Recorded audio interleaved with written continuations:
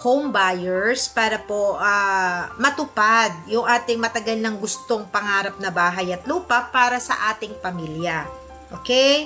So sa lahat po ng mga dumadaan dito at interesado po sa discussion natin, mag-comment lang po kayo sa mga tanong nyo and then sasagutin po natin yan. Kung may plano din po kayo mag-avail ng unit na kung saan ba magandang mag-avail, kung saan ba po pwede yung pasok yung budget natin, magtanong din po kayo at we will help you po to find a home na pasok po sa budget nyo.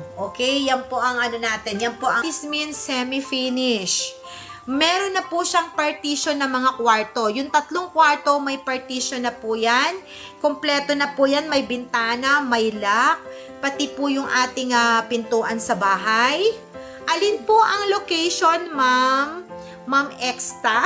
Exta? Exia?